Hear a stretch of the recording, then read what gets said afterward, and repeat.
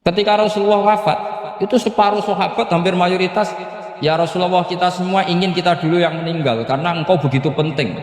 Maka jangan meninggal dulu, kita yang meninggal. Kalau kita yang meninggal itu gak apa-apa, tapi kalau engkau penting, jangan meninggal. Tapi ada saja sahabat, lah tidak seperti itu. Saya suka Rasulullah meninggal dulu. Alasannya masuk akal. Biar Allah menyaksikan saya kama usaddikuhu hayyan usaddikuhu maitan. Allah biar menyaksikan saya iman kepada Nabi ketika masih hidup, dan saya buktikan setelah mati pun, setelah meninggal pun, setelah wafat pun iman. Jadi ternyata baisnya itu supaya orang tahu bahwa iman kita kepada Nabi itu iman yang super. Jika ketika beliau sugeng ya kita iman, setelah wafat juga kita iman. Kai usaddikuhu maitan kama usaddikuhu hayyan. Supaya saya mentasdikkan beliau setelah meninggal sebagaimana kita mentasdikkan beliau saat masih hidup. Dan ternyata Allah ridho dengan perkataan sahabat itu. Kenapa Allah ridho?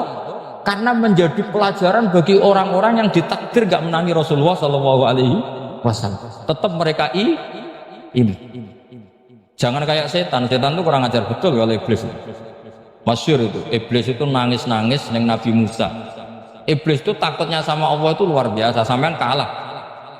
Iblis itu setiap ketemu malaikat karena dia ngerti alam gaib, mesti apa itu? Kama sali syaitani id qala lil insani kfur falamma kafara qala inni bari'um minka inni akhafu wa rabbal alamin. Jadi setan iblis itu paling sering bilang inni akhafu wa rabbal alamin, karena iblis itu tahu surga, tahu neraka, tahu kekuasaannya Allah. Jadi takutnya sama Allah luar biasa. Makanya setiap dia mengajarkan kekafiran, setelah orang itu kafir gimana? Inni bari'um minka inni akhafu wa rabbal alamin.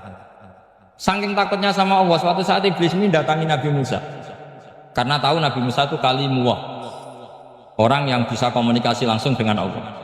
Ya Musa ya kalim Allah, saya ini makhluk, saya takutnya sama Allah luar biasa, tolong rayukan Allah supaya nerima tobat saya. Karena dirayu terus, lama-lama Nabi Musa bilang oke, tak rayukan Allah sama Allah. Karena Musa kekasihnya, ya Allah, iblis punya ingin tobat, tolong dikasih hak tobat. Kata Allah oke, dia bisa tobat asal mau sujud di makamnya Nabi Adam, karena kesalahannya dia gak mau sujud sama Nabi. Semenang Nabi Musa karena ada cara untuk iblis menjadi tobat. Dikasih tahu sama Nabi Musa, alhamdulillah kamu diterima tobatnya. Syaratnya apa? Sujud ke kuburannya Nabi Adam. Wah, iblis ya tahu aslinya terus. Asjuduhu maitan wa qatla asjuduhu hayyan. Zaman urip ora gelem, apa nek wis mati.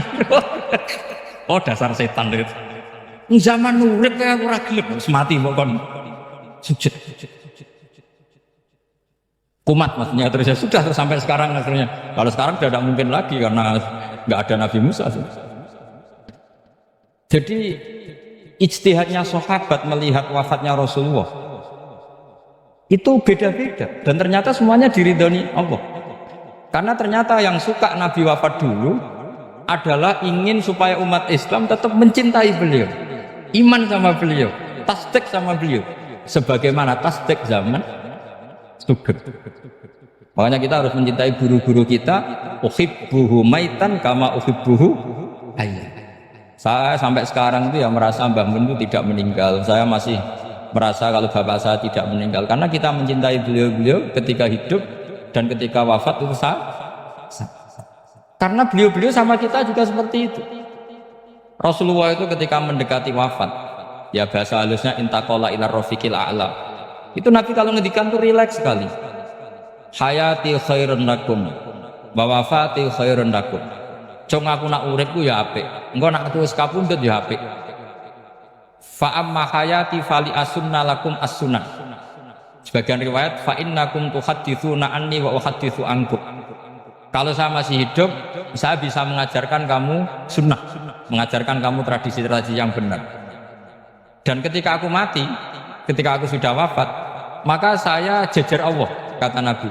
Saya berdampingan dengan Allah, maksudnya dekat Allah. Tentu bila kaifin walan hisab. Terus sudah fa inna amalakum, amal-amal kamu diperlihatkan ke saya. Berhubung saya sudah dekat Allah, kalau amal kamu baik, saya muji Allah. Kalau amal kamu buruk, saya langsung mintakan ampun kepada Allah. Jadi Nabi rileks sekali. Artinya saya hidup bagus karena bisa ngajarkan kamu as-sunan wa syara'i'. Kalau saya wafat karena saya dekat Allah. Kalau kamu baik, saya muji Allah. Kalau kamu buruk, saya mintakan ampun kepada. Guru-guru kita juga seperti itu. Justru setelah wafat, beliau-beliau punya kesempatan dekat sama Allah, dekat sama al-malail a'la, sehingga mendoakan apa? Nah, terus kata Sayyid Muhammad, wala taqulu lima yuqtalu fi sabilillahi amwat. Kamu jangan pernah berkeyakinan atau berpendapat atau berkomentar kalau orang-orang yang mati fi sabilillah adalah berstatus apa? Mati, amwat. Kalah. Terus kata Sayyid Muhammad, hadza li amati syuhada. Ketentuan ini bagi umumnya syuhada. Artinya gini, umumnya syuhada saja tidak berstatus amwat. Apalagi hadza Rasulullah sayyidul syuhada, sayyidul anbiya, sayyidul mursalin, tentu tidak pernah berstatus amwat. Ya saya ulang lagi ya, jadi zaman cara berpikir amatus syuhada, syuhada yang umum saja berstatus hidup, tidak boleh distatuskan amwat. Apalagi Rasulullah itu sayyidus syuhada, sayyidul anbiya, maka status beliau pasti hayyun la yamut, pasti beliau itu hidup tidak. Dan karena beliau itu asfaq, sangat sayang kepada kita, sebagaimana zaman beliau hidup itu sayang kepada kita, sampai nangis-nangis minta hak syafaat, maka setelah meninggalkan pun beliau pasti sayang kita dan pasti berusaha supaya kita diampuni oleh Allah Subhanahu wa ta'ala. Sehingga ada sahabat yang tadi berpendapat, kalau saya nggak masalah Nabi wafat dulu, supaya Allah menyaksikan saya usaddiquhu maitan kama usaddiquhu hayya. Jadi ini cerita ya, cerita sudut-sudut pandang. Fikih itu penting sekali. Kata Sayyid Ali yang Shahibu Simtud Durar itu, wabihi qiwamus syariah, yang bisa mengawal syariat itu hanya fikih. Fikih itu ya kalau yang paling gampang untuk kita misalnya punya Fathul Qorib, Fathul Mu'in, Fathul. Tapi yang faham betul, mesti faham itu ngelotok setengah hafal. Jangan bawa kitabnya tok, sementing sekian semester terus selesai. Itu sama-sama dosa, itu dosennya ya dosa, mahasiswanya juga dosa. Karena sudah terlanjur sarjana agama, ternyata nggak bisa, itu kan mendingan ndak sarjana agama. Itu saya tak cerita sama Kiai Roba, itu ada fatwa kiai juga wali. Suatu saat ada penyanyi dangdut top terkenal di Indonesia itu nyanyi dangdut ya penyanyi ya dai, entah itu hakikat entah majus tidak tahu. Itu kiai itu fatwanya lucu, kalau kamu datangi dia pas main dangdut masih saya beri izin, tapi kalau datangi dia pas pengajian itu tak larang kan santrinya jadi eskal, ini pas pengajian dilarang, pas dangdutan kok malah dapat izin. Tapi bukan berarti halal ya, dapat izin. Dapat izin kan potensinya bisa karena dilarang lah ya tetap belerot. Terus suatu saat si santri ini setengah wali, tidak wali tapi setengah. Lama-lama itu memahami gurunya, ternyata sirinya begini. Kalau seorang penyanyi yang tidak pernah ngaji kemudian ngomong agama, itu potensinya itu fadallu wa adallu, sesat dan menyesatkan. Tapi kalau dia sedang nyanyi dangdut, penyanyinya cowok, sama jangan bayangkan dangdut putri, enggak itu cowok sudah tua lagi. Jadi potensi halalnya ada lah maksudnya untuk, tapi tidak alat musiknya, orangnya. Tapi kalau dia nyanyi itu paling dosanya hanya nyanyi. Saya ulang lagi, murid tadi akhirnya paham kalau datangi pengajian itu artinya ikrar kalau dia seorang dai atau seorang yang layak ngomong apa? Agama. Itu lebih bahaya karena kita santri, apalagi kita doktor atau MM, terus ngekrori orang yang nggak jelas asal usul. Tapi kalau nyanyi kan nyanyi saja. Sehingga itu menjadi fikih. Bahaya terbesar dalam fikih adalah apa? Mengkaji fikih tidak dari ahlinya. Ya seorang lagi ya, mengkaji fikih tidak dari apa? Ahli. Nah kenapa demikian? Begini, saya beri contoh. Ilmu fikih itu tentu pertama dari Rasulullah SAW, kemudian bersanad sampai kita atau kita sampai Rasulullah. Itu ngalami sekian ijtihad yang tidak mudah. Saya beri sekian contoh. Dulu Imam Syafi'i itu sukanya sama guru yang miskin, ya, karena rata-rata santri juga miskin, jadi mesti ngidolakan guru yang miskin, karena sesama miskinnya harus berkoalisi. Tapi akhirnya gurunya Imam Syafi'i itu miskin sekali, namanya Muslim bin Khalid Az-Zanji itu miskin, Sufyan As-Tsauri miskin, Sufyan bin Uyainah miskin. Setelah ngaji di Medina itu Imam Malik itu kaya, pas itu Imam Malik sudah kaya. Setiap ketemu Imam Syafi'i dikasih uang. Sampai ketika Imam Malik itu bilang, kamu sudah alim, ilmu saya sudah habis, kamu ngaji sama yang lain. Sama siapa? Kata Imam Malik, orang yang sealim saya sudah meninggal, namanya Abu Hanifah, tapi dia punya murid namanya Muhammad bin Hasan Asy-Syaibani, kamu ke sana. Terus Imam Malik datang ke Baki. Dulu Baki itu pasar rental, ya Grab lah kira-kira sekarang, untuk mengumumkan siapa kafilah yang mau ke Irak. Kita ya Imam Malik, dibayari sama Imam Malik, ini yang antar ke Irak, ke Muhammad bin Hasan Asy-Syaibani. Imam Malik mulai ngepel, guru saya yang miskin tidak pernah nyangoni, guru-guru saya yang kaya sering nyangoni. Mulai memasalahkan kiai miskin gitu, kira-kira seperti itu, mulai masalah. Setelah datang ke Irak di Muhammad bin Hasan Asy-Syaibani itu si Muhammad bin Hasan Asy-Syaibani itu kalau ngitung uang itu di meja tamu. Jadi punya emas lantaan, punya uang, kira-kira kalau Indonesia punya rupiah, punya dolar, dihitung itu di ruang tamu. Kata Imam Syafi'i, saya dengan Imam Malik saja nggak serik, ini lebih kedonyan lagi kiai. Ngitung uang itu di ruang tamu. Terus akhirnya si Muhammad bin Hasan Asy-Syaibani ini ahlul usul, dia pakar usul. Kamu heran sama saya? Iya, kiai kok kedonyan? Dia ngomong. Tapi kata Muhammad bin Hasan Asy-Syaibani, kalau kiai tidak boleh kaya, itu tak kayak wong fasik, ben gue demenan, gue mabuk. Oh jangan, nanti dipakai maksiat. Tenjenengan mawon kersane digetokan, berarti kiai oleh sugih, pun angsal. Semenjak itu jadi satu fikih bagi Imam Syafi'i. Ternyata kalau mengharamkan kiai sugih berarti membolehkan yang fasik sugih. Kalau yang fasik sugih bisa dipakai i'anah alal maksiyah. Semenjak itu mindset pikiran Imam Syafi'i rubah.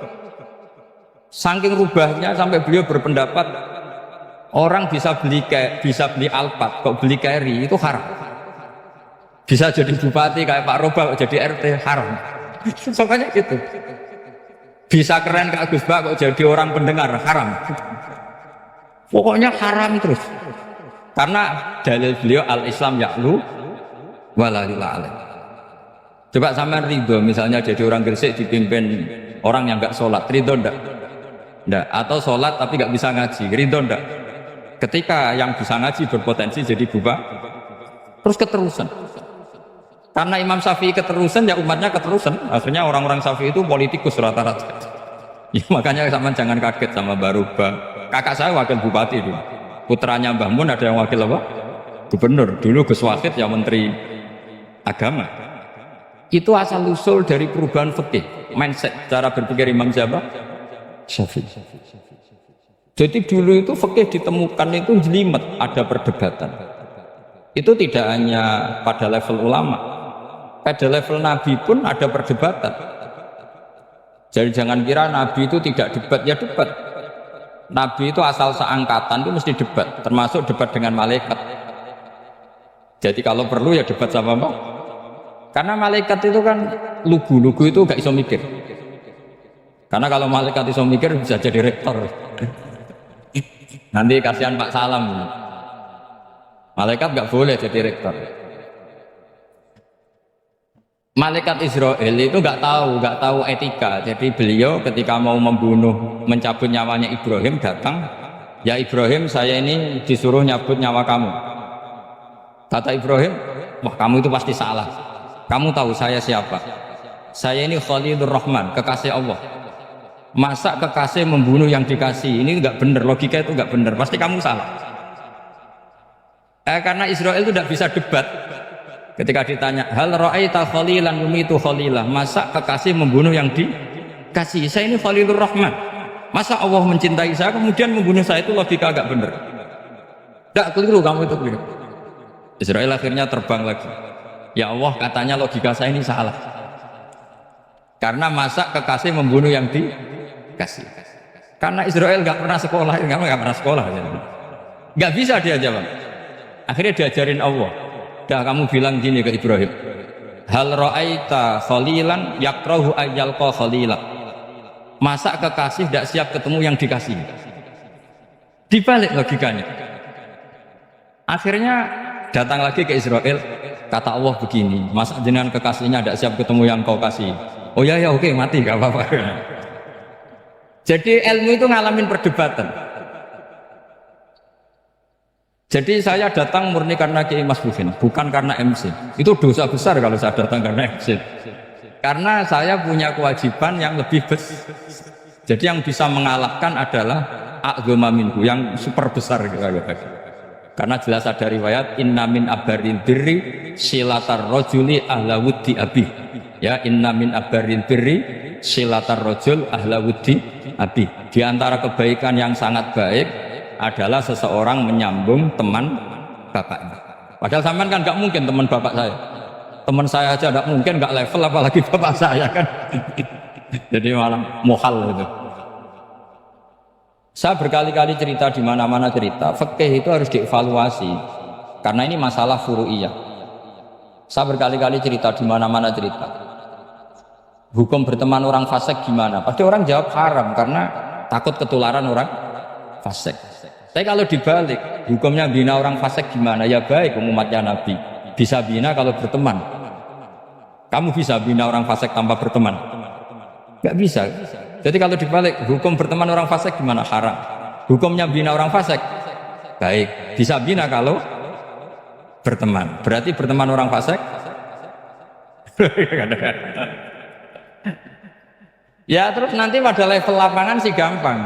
Kalau yang soleh membina yang fasik dan yang fasik ketularan yang soleh, maka ternyata kalau yang soleh ketularan fasik ya berarti ternyata buruk.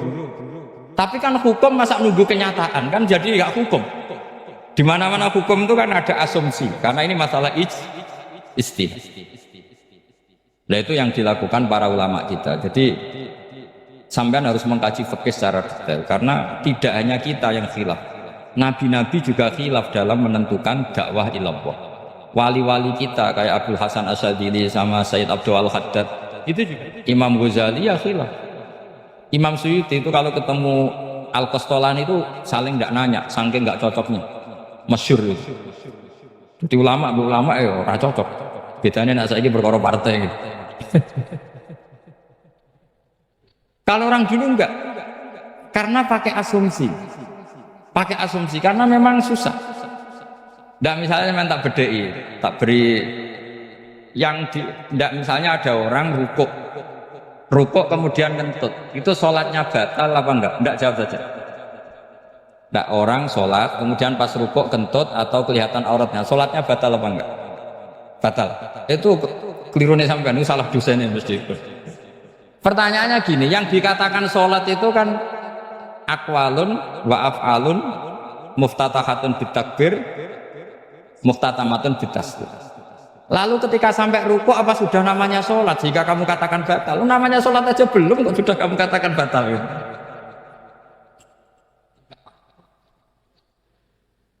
Iya kan? Jadi kalau aku mau sholat pas rukuk ngetut batal atau ora? Mestinya jawaban yang benar, ya ora sholat jadinya gitu.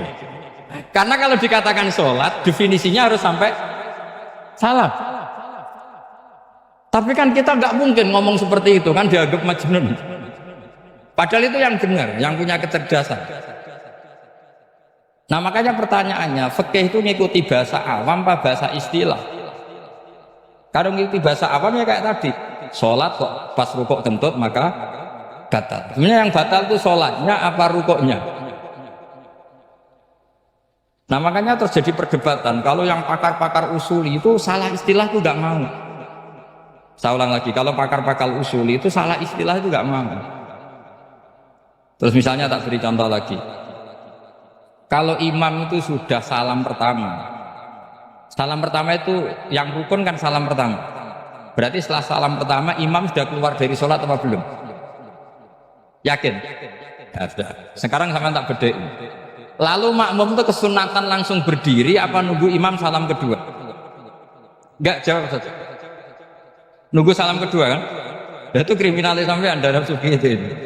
Kriminalnya begini, berarti Anda bergantung sama orang yang sudah tidak sholat. Kata kamu setelah salam pertama dia sudah tidak sholat. Berarti kamu menginterosikan makmum berhubungan dengan orang yang sudah tidak sholat. Karena sudah keluar dari sholat ketika salam pertama. Kalau kamu di debat gitu gimana jawabnya? Pusing kan? Berarti rabtul makmum bisolatiman sing wis laisa fi sholatin. Berarti menggantungkan sholat sama orang yang sebetulnya sudah tidak stop. Ada yang jawab, sebagian ulama fikih tetap disunatkan menunggu salam kedua. Karena salam kedua itu masih paket meskipun tidak rukun. Dia paketnya selesai. Tapi selalu pertanyaannya gini, lalu setelah salam pertama itu imam masih sholat enggak? Sudah sama orang dijawab toh? Nah ini pentingnya bodoh gak mikir sebenarnya. Tapi makanya bodoh itu barokah karena gak mikir. Jadi soalnya Rabbana ma khalaqta hadza batila. Sing bodoh ya barokah, sing pinter ya barokah. Secara barokah maksiat. Serana barokah blas. Jadi ilmu itu harus mengalami satu gesekan karena logika itu bisa dibalik. Nah karena ilmu itu mengalami satu gesekan, satu logika yang bisa kayak iya kayak enggak, sehingga jargon di dunia ijtihad itu begini, ra'yuna shawabun yahtamilul khata' wa ra'yuka khata'un yahtamilus shawab. Pendapat saya benar tapi mungkin salah, tapi pendapat kamu taruhannya salah dulu tapi yang mungkin benar. Jadi mustahid, kalau ketemu mustahid itu lucu ngomongnya itu, ra'yuna shawabun yahtamilul khata', pendapat saya tarifnya benar dulu tapi yang mungkin salah. Kalau pendapat kamu salah tapi yang mungkin benar atau mungkin bisa salah, ya tidak tahu, pokoknya mungkin benar. Nah kenapa demikian? Begini, di luar masalah tauhid, saya ulang lagi, di luar masalah tauhid itu tentu ada masalah-masalah yang sifatnya ijtihadiyah. Ya saya ulang lagi, yang sifatnya apa? Ijtihadiyah. Dan ijtihadiyah ini nggak pernah selesai karena muktadul hal, konteks kesejarahan maupun konteks kesempatan itu tidak sama. Dulu kiai-kiai itu ngaramkan dasi, ngaramkan celana, karena yang celananan yang dasinan itu penjajah, sehingga mantas sabah biqaumin bahwa min. Tapi lama-lama kiai-kiai itu ya pakai dasi, pakai celana. Ya karena dianggap sudah tidak mantas sabah biqaumin bahwa min. Ini ngalami pergeseran. Semua istihad itu ngalami pergeseran. Lalu pertanyaannya begini, lalu istihad apa Gus yang permanen? Yang permanen ya istihad dengan alat apa? Istihad. Saya beri contoh misalnya begini. Nabi Musa itu yang ngalami istihad. Kata beliau karena kangen Allah, itu ingin melihat Allah karena kangen. Rabbi arini anzur ilai. Qala lan tarani walakin anzur ilal jabal. Ya sudah, namanya orang kangen ya ingin melihat. Ya sudah gitu aja. Sehingga ahli ilmu kalam itu berdebat. Kalau kata ahli sunnah, karena Nabi Musa minta ingin melihat Allah, berarti melihat Allah itu jaiz, mungkin. Karena Nabi gak boleh bodoh meminta sesuatu yang mau hal. Maka antipatinya ahli sunnah terhadap pendapat Mu'tazilah itu antipati. Karena menurut pendapat Mu'tazilah Allah itu qadim, Allah itu laisa kamitslihi syai'un, sehingga gak bisa dilihat. Pertanyaannya adalah berarti Nabi Musa meminta sesuatu yang mau hal, itu bodoh sekali sampai gak tahu mana mau hal mana apa jaiz. Makanya kata Imam Ghazali, masa Nabi Musa yang Nabi gak tahu kalau melihat Allah itu mau hal, sampai minta berarti nganggap itu jaiz atau boleh. Itu cara pandang orang-orang ahli sunnah apa? Wal jamaah. Tapi tetap saja sebagian ulama itu ya balelo, yang kayak Mu'tazilah itu ya balelo, cara berpikir pokoknya itu karena kangen, bukan karena mungkin atau tidak mungkin. Jadi nggak mungkinnya tetap tidak mungkin. Terus mereka dalil la tudrikul absar wa huwa yudrikul absar. Nah, sudut pandang ini akan terus. Ada seorang wali ditanya, kalau kamu di surga ingin melihat Allah apa enggak? Jawabnya enggak. Kenapa? Kasihan Allah. Terus kenapa? Unazzihu dzalikal jamala an-nadhari misli. Saya tidak ridho Allah yang hebat, yang keren, kemudian sing delok di rumah aku wong resik. Koyo gak ngergani pangeran. Sebenarnya sing delok Allah ben golongane Nabi Muhammad, Nabi Ibrahim, kowe ora usah ngilangi keren maksudnya. Jadi ada ulama itu jadi wali kalau sholat itu karena di soft belakang, tapi jangan ditiru. Itu kan nggak lazimnya. Lazimnya kan afdhalus sufuf as-saful awal. Ketika ditanya kenapa kamu kalau sholat di belakang, cek GR koyok wani suwan pangeran gue ngarep, aku sungkan berarti gue beli. Kalau sampean kan karena males bukan karena sungkan. Jadi itu artinya rasa ya. Makanya nggak bisa, nggak ada ijtihad itu nggak mungkin karena perasaannya orang itu beda-beda. Itu Sayyid Abdul Al-Haddad itu kalau ngendikan masyhur, man da'a li dzalimin bil baqa faqad ahabba yusawwa fi ardi.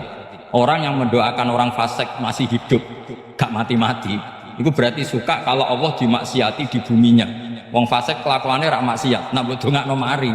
Itu berarti kamu ingin Allah didurakani terus menerus karena si fasik masih hidup. Tapi kalau Abu Hasan As-Sadili cara ngendikan gini, kalimatnya persis. Man ahabba alla yusawwahu fi ardi faqad ahabba alla tadhhara maghfiratuh. Orang yang ingin dunia ini steril gak ada maksiat, maka sama saja berkeinginan tidak melihat luasnya maghfirahnya Allah. Sama-sama wali besar. Tapi cara pandang hubungannya dengan Allah seperti itu. Jadi mau tidak mau, istihad itu mau tidak mau. Makanya tidak usah dipertentangkan misalnya cara berpakaian, cara apa. Yang penting sesuai aturan Islam ya sudah. Karena ini urusan rasa. Urusan apa? Rasa. Itu Syekh Hasan Basri itu sering jagungan sama Robiah Hadawiyah. Itu secara fikih salah. Tapi pas itu ulama fikih ditanya, kenapa Anda tidak komentar terhadap dua wali besar yang sering ketemu? Andai kan semua santri seperti itu akan saya halalkan, karena nggak mungkin punya nafsu.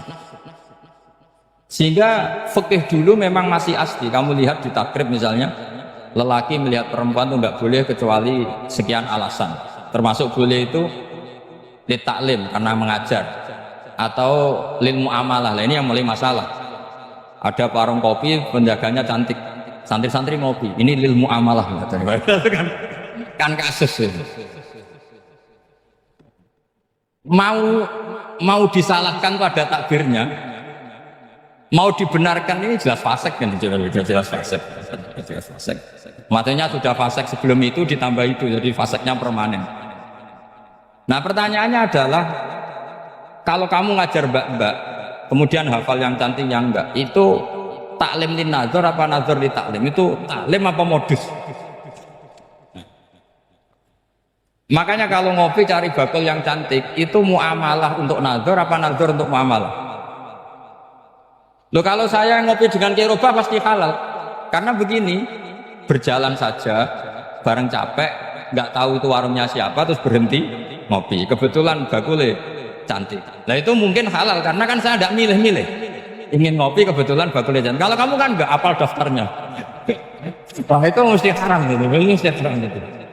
Karena berarti kan kamu menjadikan ngopi ini modus. Gue jagani nak takok pangeran. Lo kok nazar? Muamalah Gusti, muamalah. Itu mesti modus.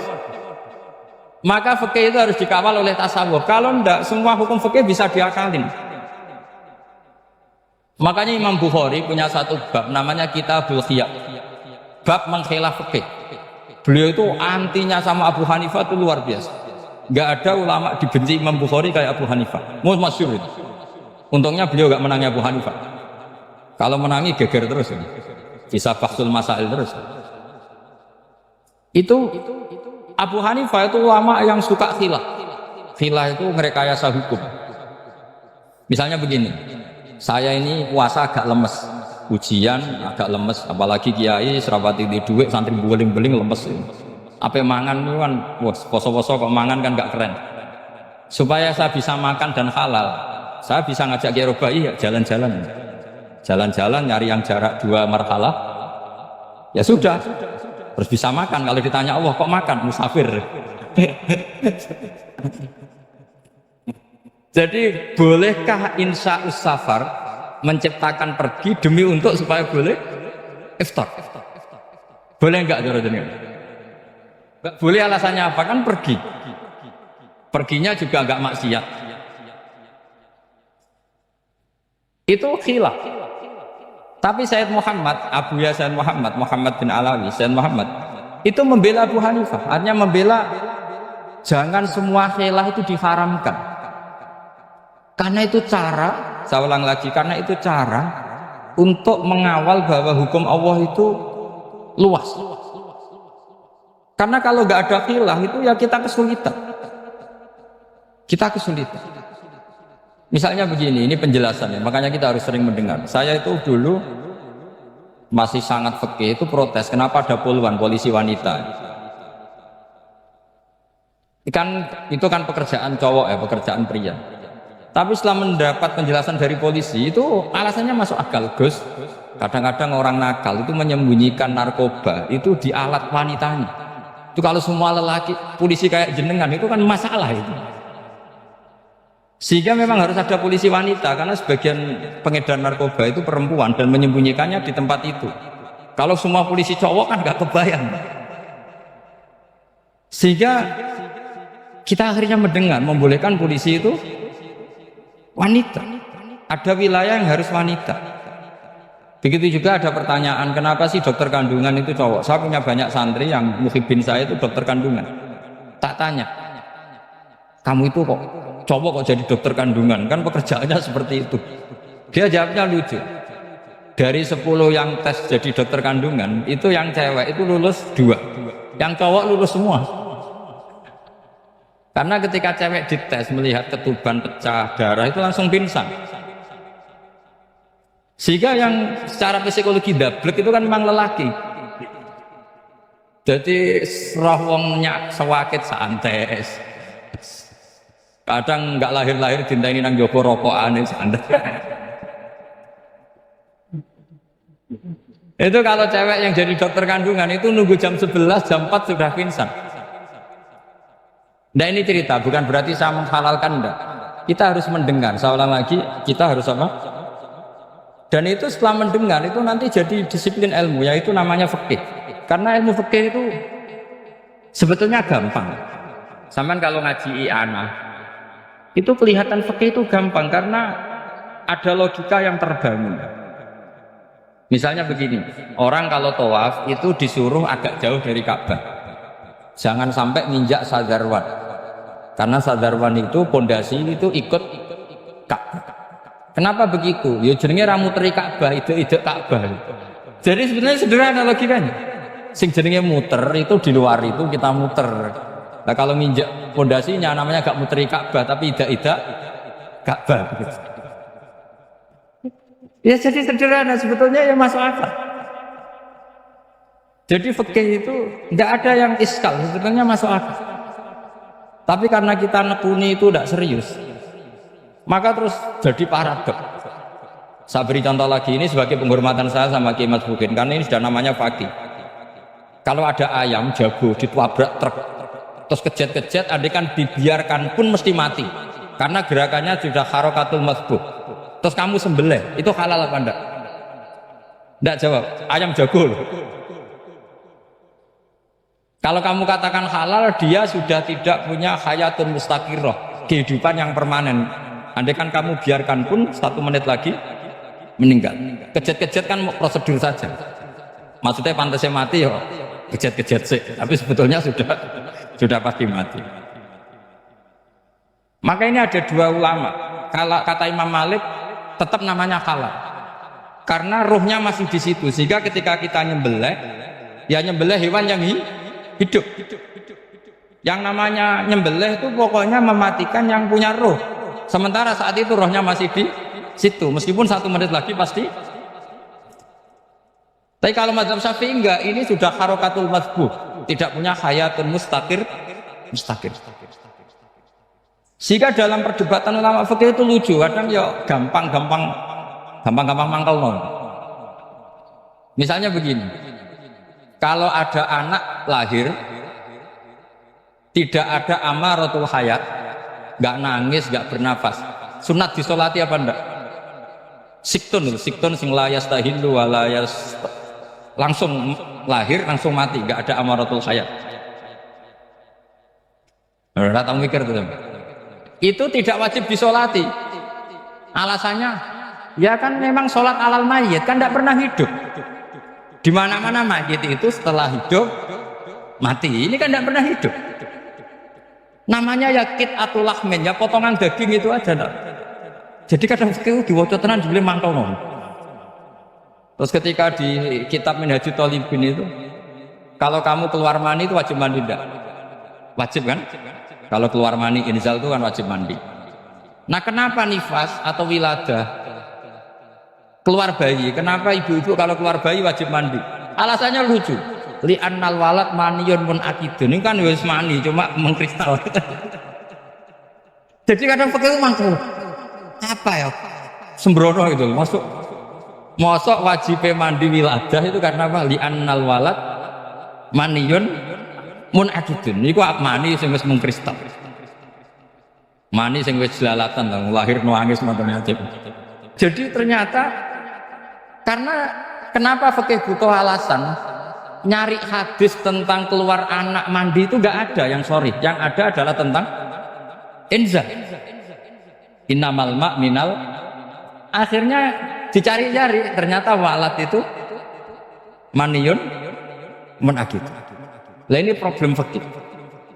Sampean harus siap dengan pelajaran seperti ini, meskipun sampean mungkin wong priayi, tapi ini ilmu. Ya, saya ulang lagi, ini ilmu. Sehingga ulama itu mau tidak mau harus mau mendengar.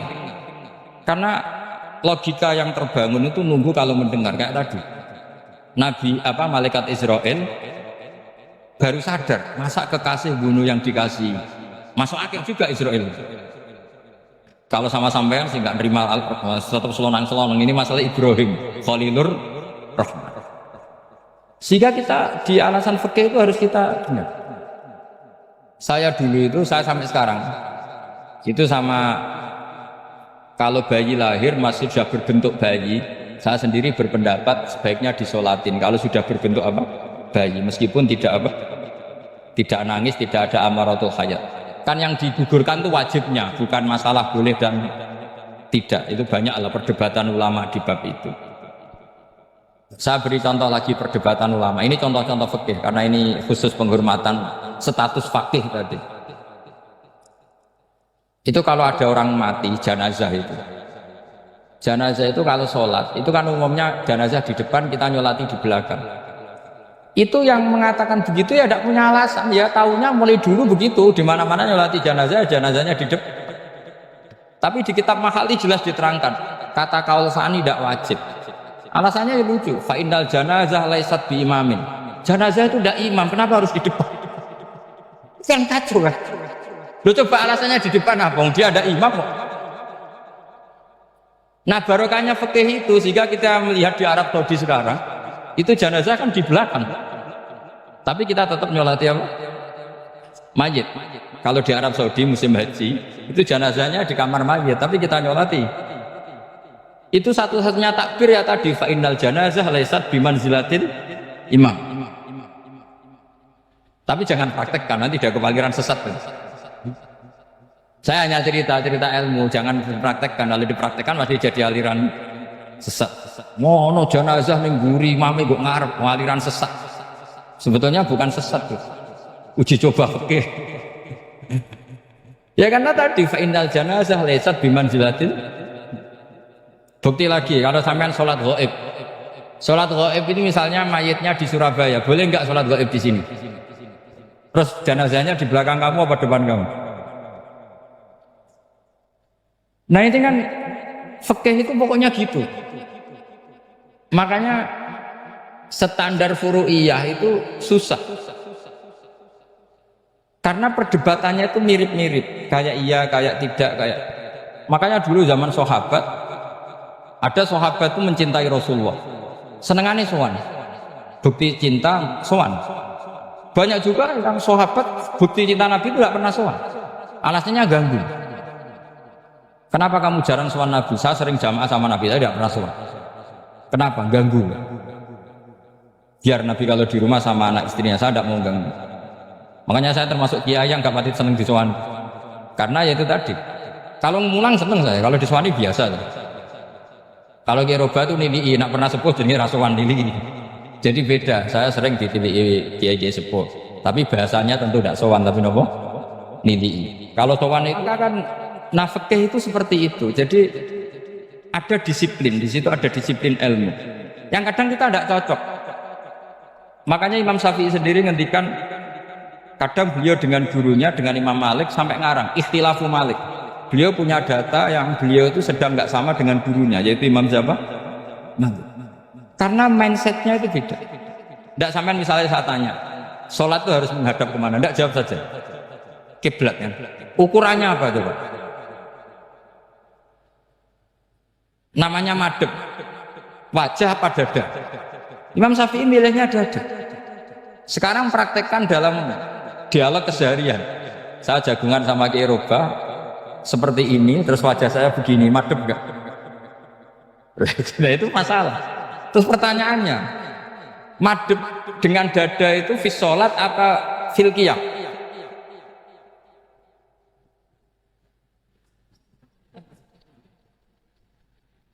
Loh enggak, kalau fis sholat pas sujud dada kamu madep mana coba? Kamu enggak pernah mikir kan? Ya madep pakai dada itu kan kalau berdiri, kalau rukuk sama sujud.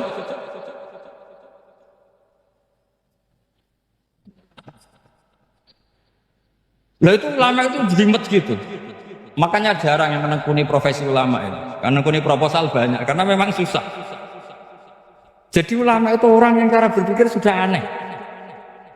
Sehingga mereka detail. Maksudnya menghadap itu apa? Ukurannya kalau berdiri ya dada, tapi nggak bisa kamu katakan at-tawajjuh bisodri aturan dalam sholat, fikuli sholat. Pertanyaannya lah kalau rukuk sama sujud, dadanya menghadap kemana coba? Maka itu ilmu yang sudah jelimet. Nah ulama usul fikih, ulama yang nggak mau salah per detail hukum. Sehingga menurut Imam Rafi'i, misalnya kalau beliau ditanya sujud itu gimana ya, asal watu jabha ya sujud. Tapi kalau menurut Imam Nawawi harus melibatkan 7 apa? Anggota, yaitu al-jabha, wal yaden, wal rubaten, wal qadamain. Oke, Imam Nawawi kita ikuti. Tentu keseharian kita pakai Imam Nawawi, yaitu berdasar hadis umirtu an asjuda ala sab'ati a'dzumin al-jabha, wal yaden, wal rubaten, wal qadamain. Berarti berapa? 7. Tapi pernah saya cek di kitab karangannya Imam Syafi'i, ketika beliau ngendikan saya suka kalau orang sujud itu melibatkan 7 anggota berdasar hadis ini. Tapi kata beliau wayahtami itu dan bisa saja sujud yang watul jabhah itu sudah cukup. Terus kata Imam Syafi'i, limada, karena Nabi ketika sujud itu hanya ngendikan begini, sajadalaka wajhi wa sam'i wa basori. Gak ada di hadis wayadi, warubati, wakodami. Ya sudah akhirnya, nah itu sudut pandang. Terus gugatan kedua begini, ada orang Muslim yang sujud sama berhala. Untuk menjadi murtad itu harus 7 anggota apa cukup 4 jabah alal ardi? Untuk sah menjadi murtad ya. Untuk sah menjadi murtad cukup 4 jabah alal ardi harus 7 anggota. Untuk keabsahan murtadnya itu tidak jawab. Makanya ini tugas dosen-dosen ini meminterkan ini, karena namanya sudah faqih. Faqih itu ahli fikih yang detail, namanya faqih. Kalau ini mutafaqih. Jadi bukan tafakuha tapi tafakuha, kayak tamarodo gitu. Jadi wazannya nanti itu wal idhari ma laysa fil waqi'. Jadi ini bukan gojlok, ini memang marah saya. Jadi kalau sudah pakai gelar fakih, harus fakih betul. Mohon kalau mengkaji fikih itu harus detail. Minimal takrib itu setengah hafal. Supaya konstruksi ilmu itu utuh. Saya sama lagi konstruksi ilmu itu. Karena ilmu itu mesti ada yang apa ya? Ya rodok setengah salah itu, tapi disalahno ora kena. Ndak sampean tak bedheki, nak pancen bener langsung tak angkat jadi rektor. Nak bener tuh. Coba rukun sholat pertama itu apa coba? Rukun sholat pertama. Niat. Niat sama berdiri dulu mana? Ayo niat dulu baru berdiri, apa berdiri dulu baru niat? Berarti niat sama berdiri dulu mana? Rubah kan? Artinya kita mau bilang tartib urutannya niat berdiri takbir gak bisa. Yang dikatakan niat itu apa? Qasdus syai' muqtaronan bifi'lihi. Berarti niat sama takbir harus bareng apa urutan? Bareng. Terus dengan qiyamnya urutan apa bareng? Bareng apa urutan? Loh enggak, kalau urutan berarti takbir dulu duduk baru berdiri. Nah maka seperti ini itu mau tidak mau kita salah, dikatakan tartibnya salah, dikatakan serentak ya salah. Cuma karena kita bodoh, gak tahu mikir itu, alhamdulillah kan di situ. Lo coba niat sholat, niat takbir qiyam dulu mana? Niat takbir qiyam dulu mana tuh? Dulu qiyam. Nggak ada kitab yang mengatakan arkanus sholat awaluha.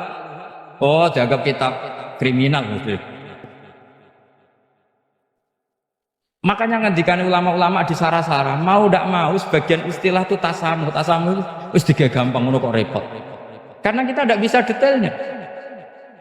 Coba misalnya puasa Ramadan itu wajib apa? Tabyitun niat, nginep no niat. Sing darani nginep itu umure lama apa enggak? Lama kan? Sekarang sebelum 2 menit kamu baru niat, sah apa enggak? Sah. Itu sempat nginep apa enggak 2 menit itu? Enggak sempat kan? Jadi ilmu itu, makanya kata ulama-ulama, pokoknya ilmu itu mesti ono unsur tasamuh. Tasamuh itu ya tiga gampang. Apa? Tiga gampang. Misalnya Imam Syafi'i berpendapat mashu ba'dir roksi. Itu kata beliau walau sya'rotan fi hadir roksi. Meskipun satu rambut asal masih di wilayah kepala. Tapi kalau rambut itu dikeliwir, dibasuh di sini enggak sah. Karena sudah keluar dari batas apa? Kepala. Imam Syafi'i cara berpikir kan yes ngene iki jenenge basuh sirah. Tapi cara Abu Hanifah enggak. Ya enggak, yang namanya megang kepala itu ya minimal 1/4. Masa gitu dikatakan meket. Lalu ulama usul fikih itu berdebat. Sesuatu itu sesuai masodaknya. Masodak itu yasduku alaihi kada, yaitu ini tadi saya cerita ke Ibu Khen tentang ngaji Jamul Jawamek. Ini ilmu yang di Jamul Jawamek. Sesuatu itu ukurannya mayasduku alaihi kada apa dengan takrif definisi. Misalnya gini, sholat itu batal dengan makan. Kalau kamu sholat makan batal nggak? Nggak, jawab saja. Batal. Itu satu upo apa satu piring? Nggak, jawab saja. Satu upo sudah batal. Sekarang bab makan di ngurmat tamu. Cung tamuku kaimangan. Iku sak upo apa sak piring? Nah ini kan tidak fair, di bab tamu makan satu piring tapi di bab sholat satu upo. Maka pertanyaannya, lalu penamaan sesuatu itu berdasar masodak mayasduku alaihi ismu kadza atau berdasar uruf?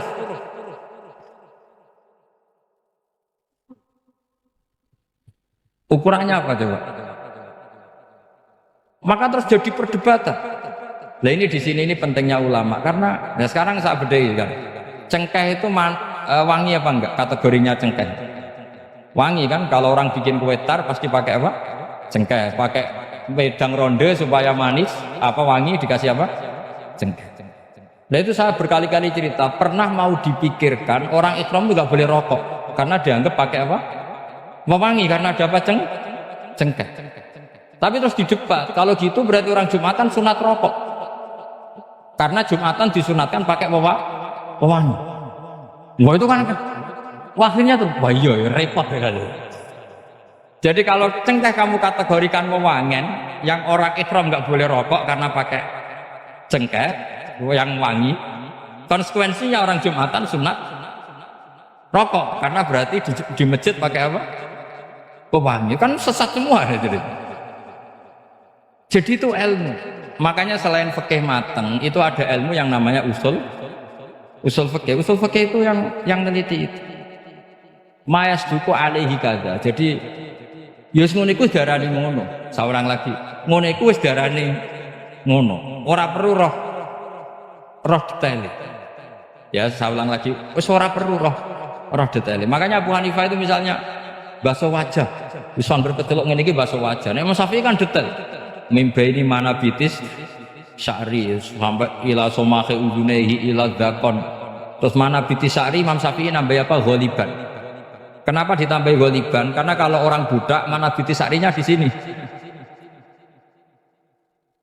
Jadi itu fikih. Jadi fikih itu jelimet.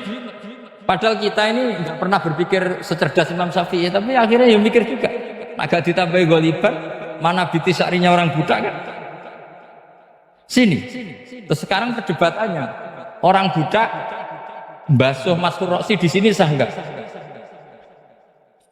Karena tadi itu wajah apa kepala?